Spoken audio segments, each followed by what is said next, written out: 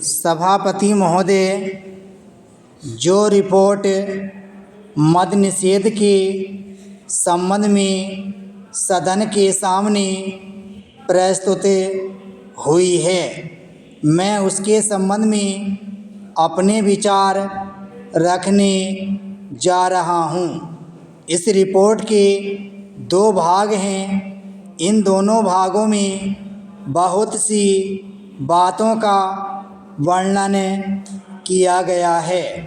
बहुत सारी विवेचना इस रिपोर्ट के अंदर है। मैं इसके विस्तार में जाना नहीं चाहता हूँ, लेकिन कुछ ठोस और विशेष बातें आपके सामने रखना चाहता हूँ।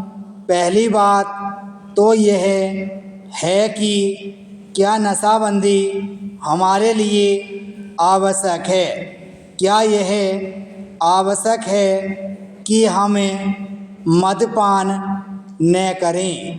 इस पर ध्यान देने से आपको पता चलेगा कि जो भी काम हम अपने हाथ में लेते हैं, चाहे वह खेती का हो, व्यापार का हो या यांत्रिक युग और विज्ञान का हो, उसके लिए आवश्यक है कि आदमी का मस्तिष्क ठीक तरह से काम करे।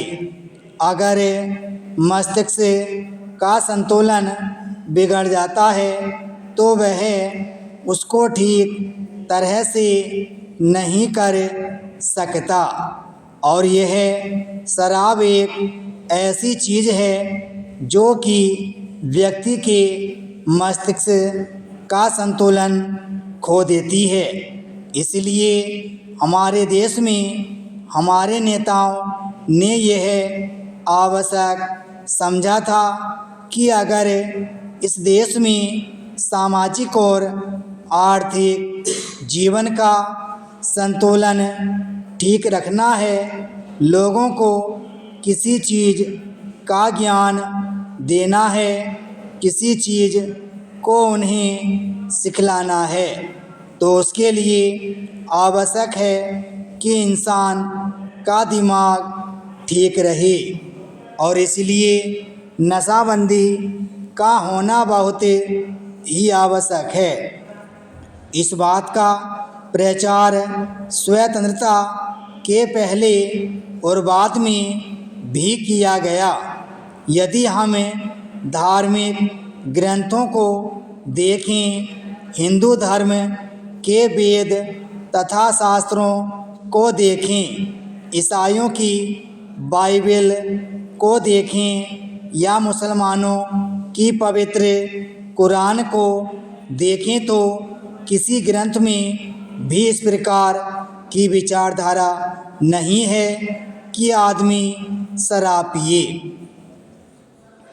हर स्थान पर इसका खंडन किया गया है। सभी महापुरुषों ने, चाहे वे लोकमान्य तिलक हों या महात्मा गांधी जी हों, जो कि इस देश के सामाजिक और राष्ट्रीय जीवन के लिए अग्रसर थे, उन्होंने भी इस बात का खंडन किया है और कहा है कि नशा इंसान के लिए कोई अच्छी चीज़ नहीं है और इसलिए उसका उपयोग नहीं करना चाहिए।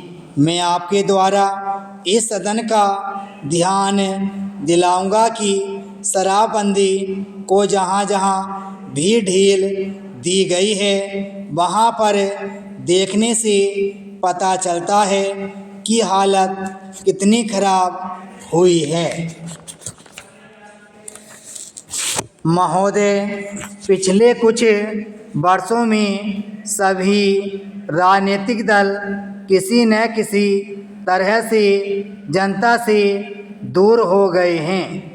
आज हम और आप दोनों को अपनी जड़ों को फिर से जमाना होगा। जनता से प्रेरणा लेनी होगी। हमें जनता की आकांक्षाओं, उसकी मांगों और उसकी आवश्यकताओं के अनुसार चलना होगा।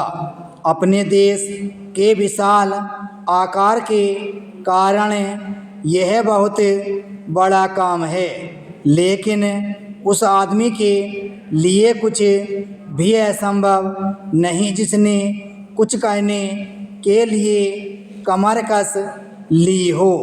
कुछ देशों में लोग चढ़ने के लिए पहाड़ों की ऊंची से ऊंची चोटियों की तलाश करते रहते हैं ताकि उनके मन और काम की चुनौतियों का समाधान हो सके।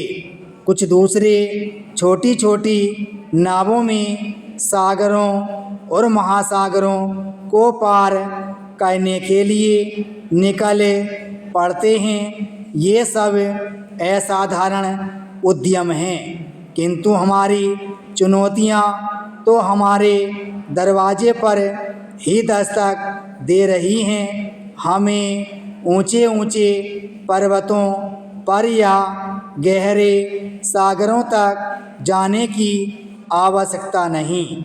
हमारे हर गांव में गरीबी है और घर घर में जात पात है।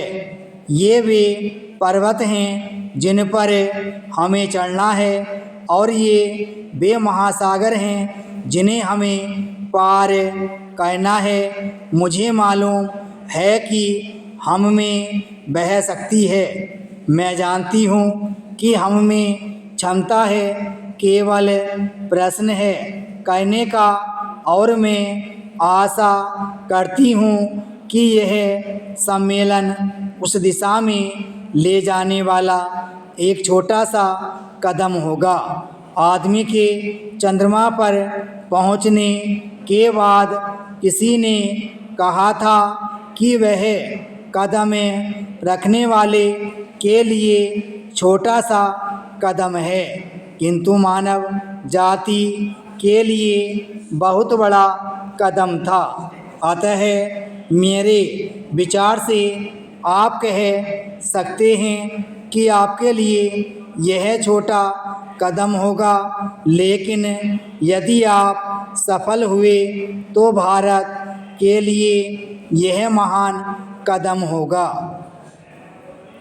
मैं आशा करती हूँ कि आप इसे ध्यान में रखेंगे और दूसरों में उत्साह पैदा कर सकेंगे, क्योंकि किसी भी तरह की उपलब्धि के रास्ते में सबसे बड़ी बाधाओं में से एक है हमारे बुद्धिजीवियों, हमारे पत्रकारों इत्यादि में व्याप्त अविश्वास या संदेह वृत्ति। इस बाधा को हटाना होगा। हमें अपने उत्साह को पुनः स्थापित करना होगा और उससे उत्पन्न होगा वह साहस, धैर्य और संकल्प शक्ति जो उन्हें बहुत सी चीज़ों को प्राप्त करने के लिए आवश्यक है, जो हमें प्राप्त करनी ही चाहिए। जब कभी राजनीतिक जीवन और बौद्धिक जीवन में निकट का संबंध रहा है तो दोनों को लाभ पहुंचा है। ब्राह्म स्टोक।